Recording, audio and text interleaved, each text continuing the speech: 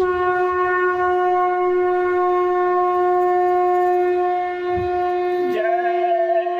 गुरुदेव। जय गुरुदेव।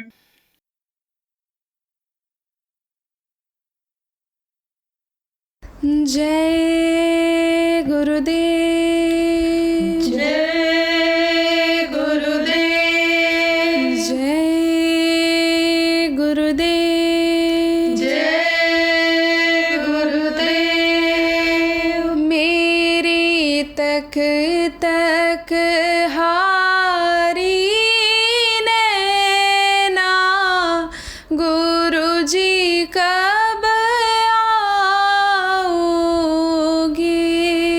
मेरी तक तक हारी नैना गुरुजी कब आओगे।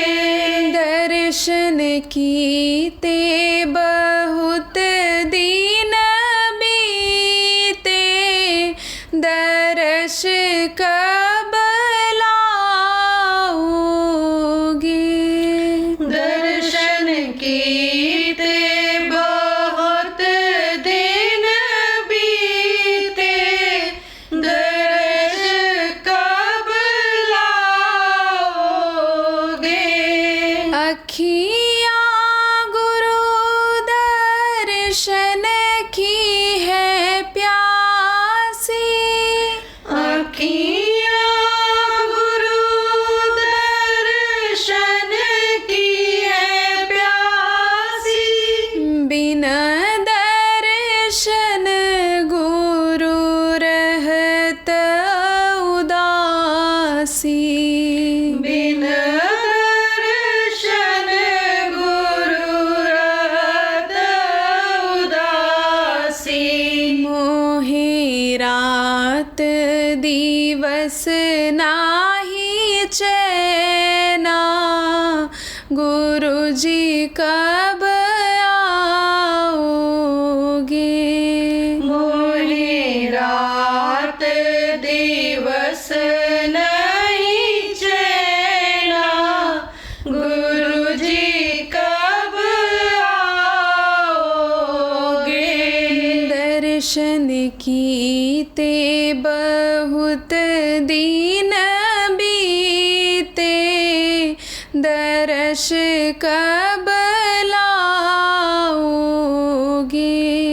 दर्शन कीते बहुत दिन बीते दर्श कब लाओगे। याद तुम्हारी जब जब आवे। याद तुम्हारी जब जब आवे। नैना हमारी भर भर आवे। नैना हमारी भर भर आवे। मोहि दर्श बिना नाही चैना दर्श कब लाओगे। मोहे दर्श बिना नहीं चैना दर्श कब लाओगे। दर्शन कीते बहुत दिन बीते दर्श कब लाओगे। दर्शन कीते बहुत दिन बीते दर्श कब लाओगे। तरस कब खाओगे। तरस कब खाओगे। गुरुजी कब आओगे।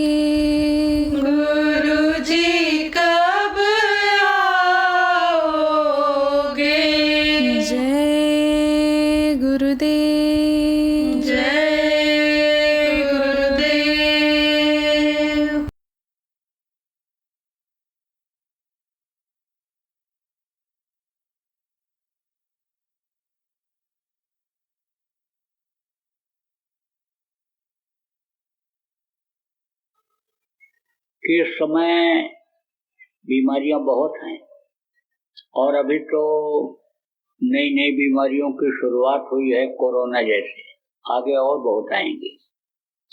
लेकिन इन्हीं बीमारियों में, इन्हीं तकलीफों में लोग दुखी हैं।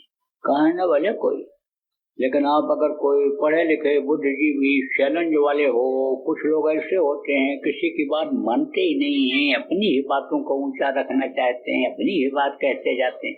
ऐसे भी कोई हो, चैलेंज करो तो मैं बता दूंगा, 10, 20, 30 को बता दूंगा कि इनके घर में कोई न कोई बीमार ही रहता है, रोज झगड़ा होता है, रोज झगड़ा होता है। मैं बता दूंगा। बात गलत निकल जाए तो हमारी एक बात मत मानना, और सही निकले तो फिर हमारी बातों को आपको मानना पड़ेगा। तो अब आप ये समझो, ये तकलीफें जब तक नहीं जाएंगी तब तक भजन भाव भक्ति कैसे कर पाओगे।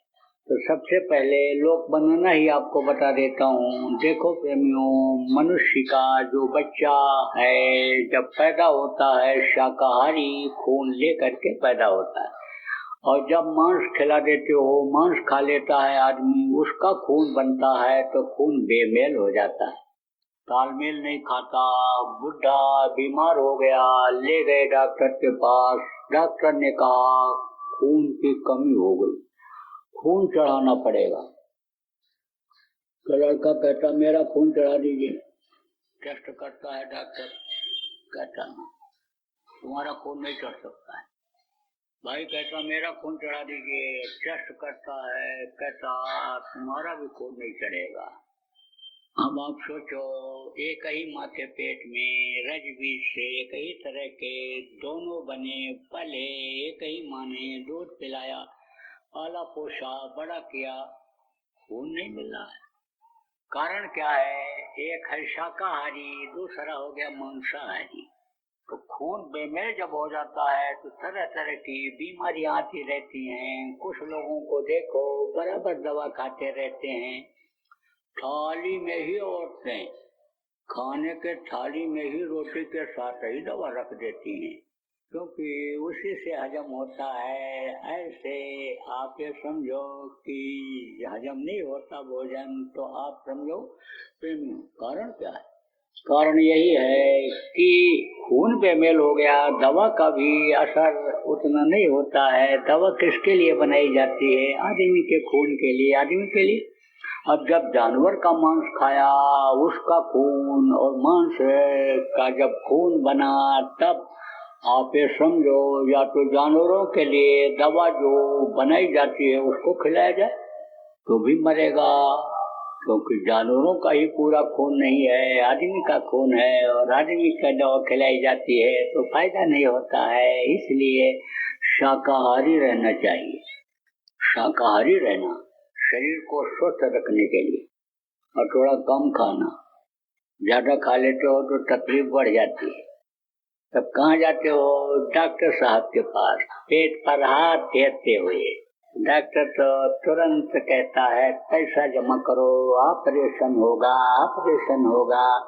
अब ऑपरेशन कर देता, चाहे गाय बेच के दो, चाहे बैल बेच के दो, चाहे जमीन बेच के दो, चाहे औरत का गहना बेच करके दो, देना पड़ता है। ऐसा डरवाता धमकाता है, ऐसे डरवाते धमकाते उसके आदमी की बस जान जाने ही वाली है, जल्दी करो, देर मत करो। तो गाय भी बिक गई, गहना भी बिक गया, और समझो पैसा भी दिए, पेट भी फड़वाए। लेकिन कोई गारंटी है? एक बार ऑपरेशन कराने के बाद फिर नहीं कराना पड़ेगा, फिर जाओगे तो फिर ऑपरेशन निकलेगा। थक गया आदमी ऑपरेशन कराते कराते, फिर डॉक्टर ने बता दिया ऑपरेशन। तब बोला डॉक्टर साहब, अब की बार ऑपरेशन करने के बाद टांका मत लगाना, सिलाई मत करना, चैन लगा देना, चैन। और या तो बटन लगा देना, क्योंकि फिर जब आऊंगा तब ऑपरेशन ही करोगे। बटन खोल कर देना, टाका लगाते हो, सिलाई करते हो, पक जाता है, हट्टी पट्टी करानी पड़ती है, दौड़ना पड़ता है, दर्द होता, तो बार बार ऑपरेशन क्यों कराना पड़ता है? ये भी बता दें। इस शरीर को 6 चक्र चलाते हैं, आज्ञा चक्र यहाँ जहाँ जीवात्मा परमात्मा की अंश बैठी हुई, इसके नीचे चक्र है कंठ चक्र है, हृदय चक्र है, नाभि चक्र है, इंद्रिय चक्र, गुदा चक्र। ये चक्र शरीर को चलाते हैं और 72,000 नसें हैं, 72,000 जो इस शरीर को चलाती हैं। नस के ऊपर नस चढ़ जाती है तो कहते नस चढ़ गई, उठना बैठना मुश्किल हो रहा है, बहुत पतली रहती है, लेकिन एक के ऊपर दूसरी चढ़ जाती है कमजोरी में, तब कहते हो कि चमक आ गई, देखो उठ बैठ नहीं मिल रहा है, मोटा से मोटा आदमी धड़ाम से गिर जाता है, उठ नहीं पाता है। फिर नसें कुछ बहुत पतली भी होती और नसें जब पतली होती हैं वो कट जाती हैं तो फिर जुड़ती नहीं हैं, क्योंकि कोई भी डॉक्टर उन पतली नसों को मशीन से भी नहीं देख पाता, तो जोड़ेगा कैसे, जुड़ ही नहीं सकती हैं, तो सिस्टम शरीर का बिगड़ जाता है। इसीलिए बराबर कोशिश करना चाहिए कि समझ लो ऑपरेशन न कराना पड़े। और प्रेमियों अगर थोड़ा खाओगे आराम से हजम हो जाएगा तो ऑपरेशन नहीं कराना पड़ेगा। नियम का जब पालन करोगे, संयम से रहोगे तो कोई भी तकलीफ नहीं आएगी। नियम और संयम किसको कहते हैं? मोटी मोटी एक दो बात बता।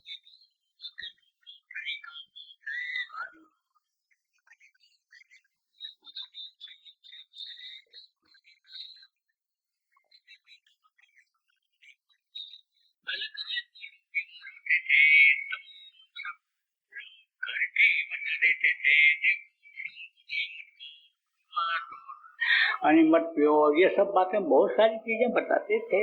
कहते थे सुबह खीरा हीरा है, दोपहर खीरा खीरा है, शाम को खीरा पीरा, शाम को नहीं खाना चाहिए। सुबह मूली मूल है, अमृत तुल्य है, दोपहर में मूली का गुड़ है, शाम को मूली शोरी है, सब बताते थे कि शाम को नहीं खाना चाहिए।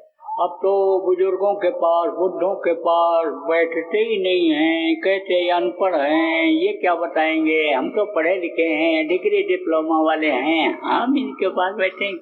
बहुएं फन करती हैं, कहती है अनपढ़ सास हैं, सुन नहीं पाती, बोल नहीं पाती हैं, इनके पास हम क्या बैठे। तो अब आप ये समझो, पहले बहुत कुछ जानकारी घर के ही लोगों से लोगों को मिल जाया करती थी, लेकिन अब नहीं मिल पाती है, इसीलिए सत्संग की जरूरत होती है। मोटी मोटी बातें आपको एक दो बता देता हूँ। नियम ये कहता है कि जब भूख लगे तब खाओ, ना भूख रहे बिल्कुल ना खाओ, लेकिन नियम का पालन करते हैं। खा पी करके आए और रसगुल्ला ला करके रख दो बढ़िया प्लेट में, तो कह दो लीजिए खाइए, कहेगा नहीं नहीं भूख नहीं, अभी तो खाना खा करके आए, मिठाई है खा लीजिए, एक आध पीस ले लीजिए। अब देखता रहेगा इसे, तो खाएगा, धीरे धीरे खा जाएगा, फिर देखेगा, फिर ललचाएगा मन, भूल जाएगा। इसने कहा था एक आध पीस लेना है, एक आध पीस ले लीजिए, दूसरा भी उठा लेगा, वो भी खा जाएगा। अब देखो ना उसकी तरफ, देखोगे तो शर्मा जाएगा, कहा था भूख नहीं है, खाते दबाते चले जा रहे हैं, देखो ना अलग मुख्य रो बात करते रहो, तो तीसरा उठा लेगा, खा जाएगा, चौथा पांचवा छठवां सब खा जाएगा, पूरी प्लेट साफ कर देगा, थोड़ा सा भी नहीं छोड़ेगा, थोड़ा टुकड़ा पड़े रहा और खा के मार दे रहे हैं। लेकिन कुत्ता खा पी करके आया, बढ़िया से बढ़िया चीज ला करके डाल दो, खाता नहीं है, सूंघ के छोड़ देता है। बहुत करेगा, जिसको नहीं मिलता है खाने को तो उठा ले जाएगा, छिपा करके रख देगा, जब भूख लगेगी तब खाएगा। अब बताओ संयम नियम का पालन कौन करता है? नियम का पालन कौन करता है? आदमी की जानवर? आप देखो 12 महीना में कुआर का महीना आता है जब पगलाता है, अब आदमी को देखो हमेशा पागलपन सवाल है, तो कौन नियम संयम का पालन करता है? नियम और संयम का पालन करो, बीमारियों से मुक्ति रहेगी, आप समझो शरीर स्वस्थ रहेगा। और देखो प्रेमियों, कम खाओ कहा गया, कम खाओ, कम खाने की बात तो बता दिया, 1 रोटी का भोग रख करके खाओ जिससे आराम से हजम हो जाए, ये तो बात बता दिया। गम खाओ, गम खाओ किसको कहते हैं? 2 बात बर्दाश्त कर लो। कोई गाली दे तो गाली तो लगी रहती नहीं है, सुन के अनसुना कर दो, जानकर अनजान हो जाओ। आप ये समझो कि गाली दे रहा है लेकिन क्या बोल रहा है, थोड़ी देर के लिए बहरे बन जाओ। आप ये समझो कि जानकर अनजान हो सोई है ज्ञानी, और कोई आग हो तो आप हो पानी। अगर किसी को गुस्सा है, क्रोध क्या है? अग्नि है। अग्नि का सिद्धांत यह है कि थोड़ी देर के बाद वो बुझ जाती है, तो अनजान बन जाओगे, नहीं सुनोगे, समझे आप, ठंडे पड़ जाओगे तो अग्नि थोड़ी देर के बाद बुझ जाएगी। आप भी अगर कुछ बोल दोगे तो समझ लो कि आग में घी पड़ जाएगा। घी से आग कभी नहीं बुझती है और बल्कि बढ़ जाती है। इसीलिए लड़ाई झगड़ा आप ये समझो कि बढ़ता चला जाता है। तो आप समझो प्रेमियों, छोटे बन जाओ, सब प्यार करने लगेंगे। अब कभी कभी ऐसा भी होता है, सास और बहू का झगड़ा बड़ा मशहूर है। अब यह है कि गांव की सास और बहू जब भद्दी गाली देती हैं, एक दूसरे को जोर से बोलती हैं, तो पड़ोसियों को पता चल जाता है। कहते हैं गंवा रहे हैं, बहुत भद्दी गाली दे रही हैं। लेकिन जो कोठियों में रहती हैं, पढ़ी लिखी सास और बहू हैं, महलों में, कोठियों में, फ्लैटों में रहती हैं, जिनको पढ़ा लिखा सब भी कहते हैं, लड़की वो भी हैं, लेकिन वो जोर से नहीं बोलती हैं और अंग्रेजी में गाली देती हैं, तो वो सबके समझ में नहीं आता है। इसलिए उनकी गाली का, उनके झगड़े का पता नहीं चलता है। जब एक दूसरे को भाई भाई इडियट नॉनसेंस बोलते हैं, अंग्रेजी में जब बोलते हैं, तो लोगों के समझ में नहीं आता है। नौकर चाकर जो रहते हैं उनके भी समझ में नहीं आता है, लेकिन अंदाजा लगा लेते हैं कि आंखें बतला रही हैं, इनकी चेहरा बतला रहा है। जैसे बकरा कसाई की ओर देखता है टेढ़ी आंखों से, ऐसे जब देख रहा है तो जरूर कोई बात है। तो कहने का मतलब यह है कि जिसको आप कहते हो बहुत सुखी हैं, ऐसे लोग बहुत दुखी। आपको लोग छोटा कहते हैं, गरीब कहते हैं, दिन में कमाते हो, शाम को खा करके भगवान का नाम ले करके प्रेम से सो तो जाते हो। उन लोगों को नींद नहीं आती है जिनको बड़ा कहते हो। नींद की गोली खानी पड़ती है तब नींद आती है। अब ठीक से खा न पावे, ठीक से आदमी सो न पावे, सोचो वो सुखी है कि आप सुखी हो। ऐसे तो देखो तो नानक दुखिया सब संसार, इस समय पर तो कुछ न कुछ तकलीफ सबको, लेकिन उनको ज्यादा है, आपको थोड़ा कम है। अब आपके यहाँ ये लड़ाई झगड़ा हो ही जाता हो, उस समय पर क्या करोगे यह भी आपको बता दें। देखो प्रेम, कभी कभी कोई आदमी या औरत किसी को ऐसी बात बोल देता है कि अंदर घाव बन जाता है। बातों का घाव बहुत बनता है, बातों का घाव नहीं भरता है, किसी भी दवाई से जल्दी नहीं भरता है। इसीलिए कहा जाता है कि धनुष से तीर निकला हुआ फिर वापस नहीं आता है। जो बात मुंह से निकल जाती है फिर वापस नहीं आती, वो तो अंदर जा करके जगह ही बनाती है। आप समझो ये जो नाम का प्रचार करते हो, शाकाहारी प्रचार करते हो, ये जा करके लोगों के अंदर जगह बनाता है। अब यह है कि कोई गाली दे दे, कोई तारीफ कर दे, तो आपको घबराना नहीं चाहिए, क्योंकि हमने अभी बताया ना कि जिसके अंदर जो चीज होगी वही तो निकलेगा। खून के गिलास से खून निकलता है, दूध के गिलास से दूध निकलता है। अब डाला आपने सिक्का तभी तो निकला। ऐसे ही जब बातों को आप पहुंचाते हो तो वो चीजें निकलती हैं। इसी तरह से गृहस्थ आश्रम में भी समझ लो कि बातें चुभने वाली होती हैं, बातों से ही एक दूसरे को लोग प्रभावित कर लेते हैं, बातों से ही प्रेम के बंधन में मान लेते हैं। तो बातें कड़वी यानी अंदर जब जाती हैं तो जगह बना लेती हैं, किस चीज की? नफरत की, यानी ईर्षा द्वेष की, वैमनस्यता की जगह बना लेती हैं। तो ऐसी वाणी नहीं बोलना चाहिए, कहना कैसी वाणी बोलना चाहिए कि जो लोगों को तकलीफ देने वाली न हो। लेकिन अब आदत बन जाती है, कुछ लोग कड़क ही बोलते हैं, चाहे स्त्री हो चाहे पुरुष हो। कहते हैं ना, स्वभाव जल्दी नहीं छोड़ता है। एक कहावत है प्रेमी कि कुत्ते के पूंछ को कितना भी सीधा करो तो जब तक पकड़े रहोगे तब तक तो वो सीधा रहेगा, छोड़ोगे फिर टेढ़ा हो जाए। ऐसे ही स्वभाव आदमी का बन जाता है। कैसा स्वभाव? अलग अलग स्वभाव के अलग अलग लोग होते हैं, अलग अलग योनियों के होते हैं, उसी के अनुसार स्वभाव बन जाता है। संतों की महिमा में बताया गया, जो को बताया ना कि अपनी आत्मा को उस मालिक तक पहुंचा देते हैं। तो जब मालिक की शक्ति संतों के आत्मा में आ जाती है, जो संत का काम करते हैं उनके शरीर में जब वो शक्ति आ जाती है तो शरीर के अंदर जो जीवात्मा होती है उसमें जब ताकत आ जाती है तो शरीर में भी वो ताकत हो जाती है। जैसे हाथ गर्म कर लो या ठंडा कर लो, बर्फ के ऊपर रख दो तो हाथ ठंडा हो जाएगा। अब कपड़ा उसके ऊपर लगा दो और उस पर हाथ रखो तो कपड़ा भी ठंडा लगेगा आपको। ऐसे ही तो संतों के शरीर में जब वो शक्ति आती है तो जब दया कर देते हैं जिस भी जीव पर, उसको मनुष्य शरीर मिल जाता है। जिस घोड़े के ऊपर सवारी कर लिया या समझो कि जिस भैंसे के ऊपर हाथ फेर दिया, दया हो गई, उसको समझो कि मनुष्य शरीर मिल जाता है।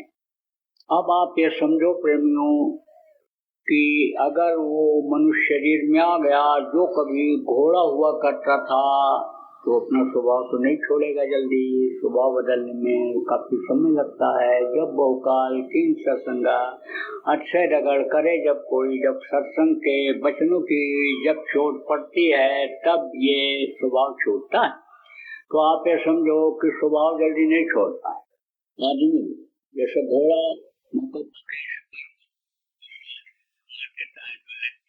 आगे बढ़ते हुए को गिरा देता है, कोशिश करता है आगे बढ़ने का, स्वभाव नहीं छोड़ता। और देखो बकरी उनकी जीवात्मा है, बकरी का दूध संत ने पी लिया था, दया हो गई, औरत बन गई। जैसे बकरी में चिल्लाती रहती थी, ऐसे दिन भर औरत भी बोलती रहती है और तरह तरह की बातें बोलती है। तो कभी कभी तो ऐसा भी होता है कि आदमी सोचता है घर छोड़ करके भाग जाएं, औरतें कहती हैं जल के मर जाएं। कभी ऐसा मत करो, न तो आत्महत्या करना, न किसी की हत्या करना। क्रोध में आपको तरीका बता देता हूँ बच्चे और बच्चियों। जब दूसरे को गुस्सा आवे, चाहे पति को आवे, चाहे पत्नी को आवे, चाहे भाई को आवे, चाहे बाप को आवे, तो क्या करो? सुनो ही नहीं उसकी बात। कहोगे तब घर छोड़कर कहाँ चले जाएंगे जब घर में ही रहना है। अरे भाई, तरीका ये है कि ऊपर से कपड़ा डालो और आंख मुंह बंद कर लो और कान में उंगली लगा के भजन पर बैठ जाओ। अब जो पुराने लोग हो, आपको भजन करने का तरीका मालूम है। नए लोग जो आ जाए हो उनको भजन करने का तरीका बता दूंगा।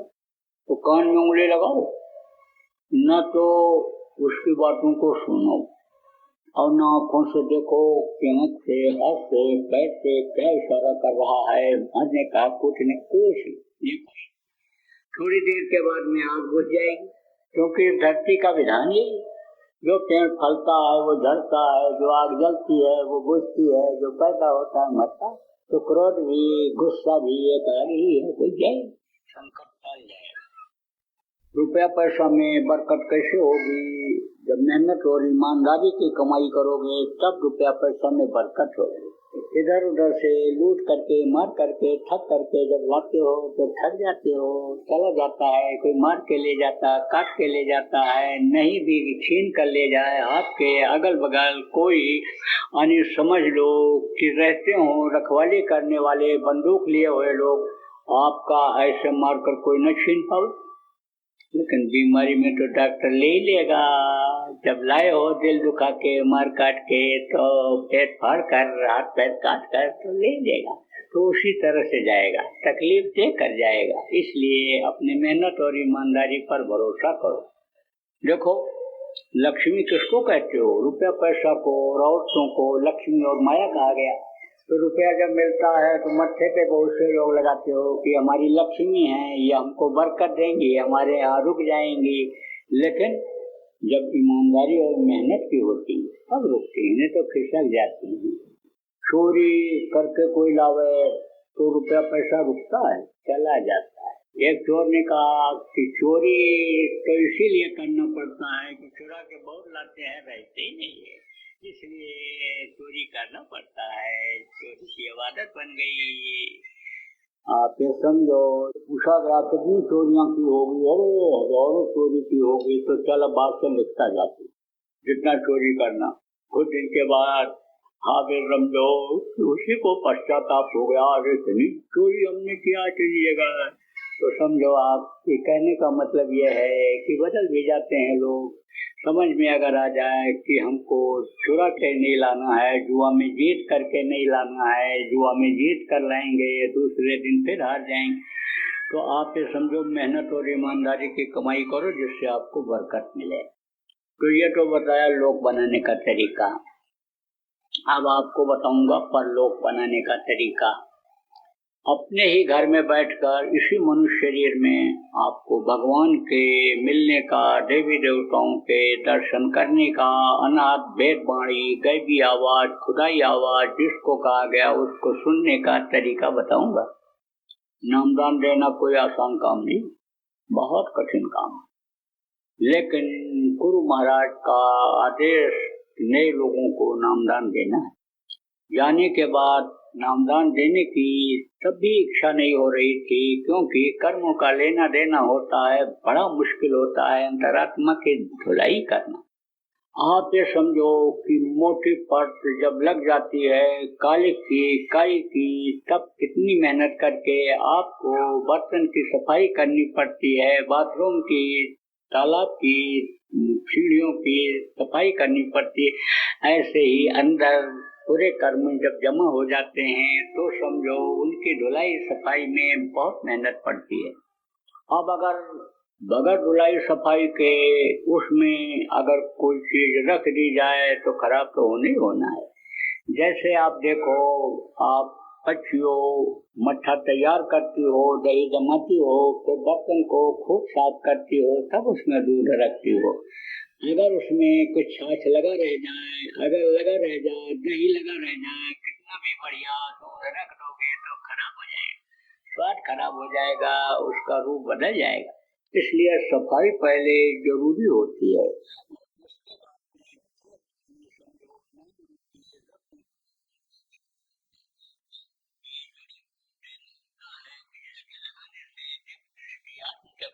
नेत्र जिसको कहते हैं वो खुल जाए, तो प्रेमियों बड़ा कठिन काम, बहुत कठिन काम। लेकिन अब गुरु का आदेश हो गया, करना ही पड़ता है। इच्छा तो नहीं हो रही थी, लेकिन गुरु महाराज ने कहा कि नामदान देना इनको शुरू कर दो। नामदान अगर इनको देने लगोगे, ये भजन करने लगेंगे, इनका शरीर भी छूट गया तो इनको मनुष्य शरीर मिल जाएगा। क्योंकि मनुष्य शरीर का मिलना ही बड़ा मुश्किल है। यही जीवात्मा कीड़ा मकोड़ा, सांप गोजर बिच्छू, हाथी घोड़ा, मुर्गा भैंसा में सजा भोगने के लिए बंद की जाए। तो इन सारी योनियों 84 लाख योनियां हैं पूरे संसार में, उसमें भटकने के बाद, भोगने के बाद तब फिर ये मनुष्य शरीर मिलता है।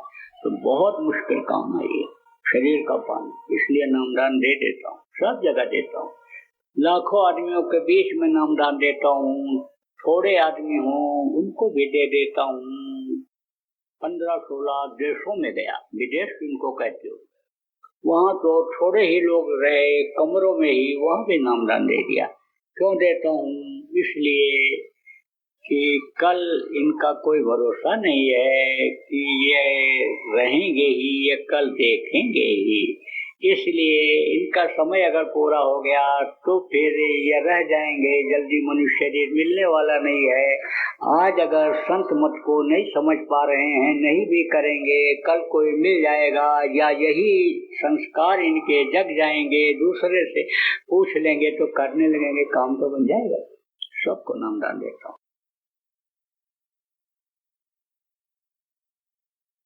हमको अभी खबर मिली है कि हम लोग प्रचार करेंगे शाकाहारी का, टोली निकालेंगे, यात्रा निकालेंगे, हम धर्म यात्रा निकालेंगे जीवों के कल्याण का।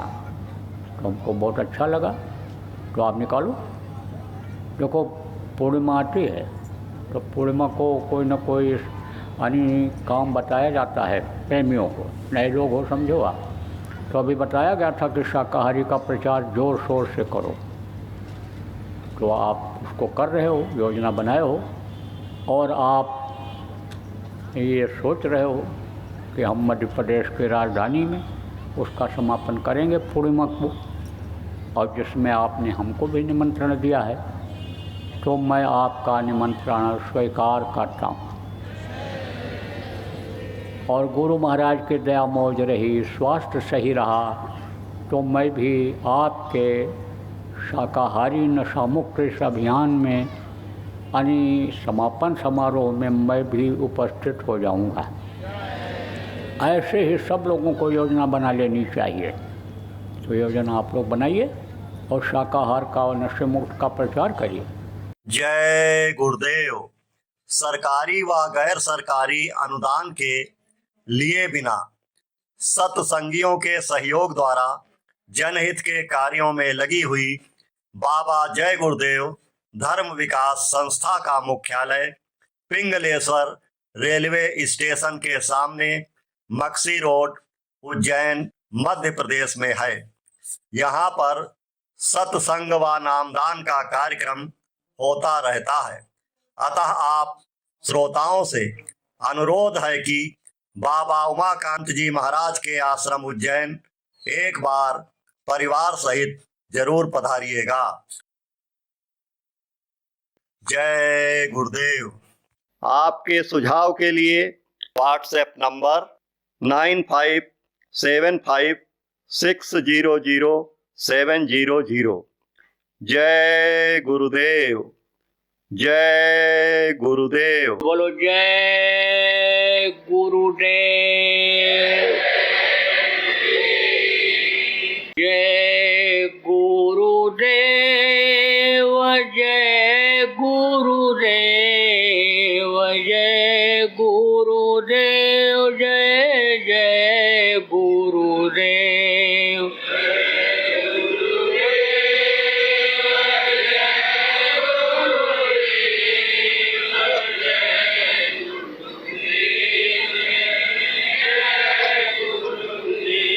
जय गुरुदेव। जय गुरुदेव। जय गुरुदेव। जय जय गुरुदेव।